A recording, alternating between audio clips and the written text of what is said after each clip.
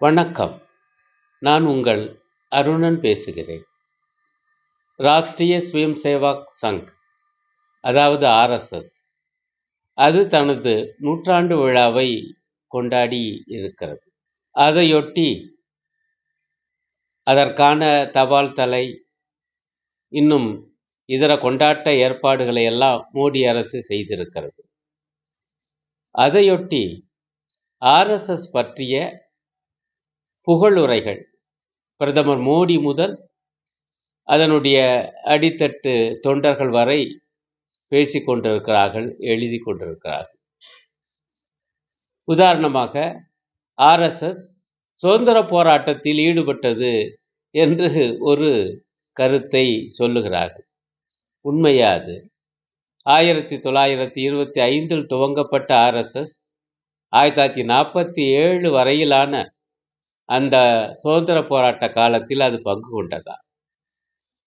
அதே போல காந்திஜியை படுகொலை செய்த கோட்சே, அந்த கொலைகார பாவிக்கும் ஆர்எஸ்எஸ்க்கும் ஏதேனும் தொடர்பு இருந்ததா?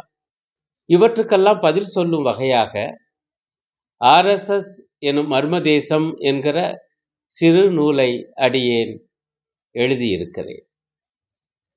அதற்கு மிக முக்கியமான ஆதாரங்களாக ஆர்எஸ்எஸ் உடைய குருஜி எனப்படுகிற, அதன் அகில இந்திய தலைவராக பல்லாண்டுகள் பணியாற்றிய கோல்வால்கர் எழுதிய 2 முக்கியமான நூல்களை நான் அடிப்படையாக கொண்டிருக்கிறேன். அதேபோல இவர்கள் போற்றுகிற சாவர்கர் எழுதிய ஹிந்துத்துவா என்கிற நூலையும் நான் படித்திருக்கிறேன். இவற்றின் அடிப்படையில் இவர்கள் பேசுகிற இந்துத்துவா என்பது அனைத்து இந்துக்களுக்கானது தானா, அல்லது உயர்ஜாதி இந்துக்களுக்கு மட்டுமானதா?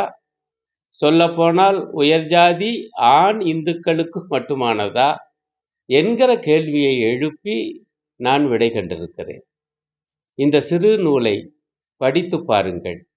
நீங்கள் மட்டுமல்ல, உங்களுடைய நண்பர்களுக்கும் பரிந்துரை செய்யுங்கள். காரணம், அது இன்றைய காலத்தின் தேவை.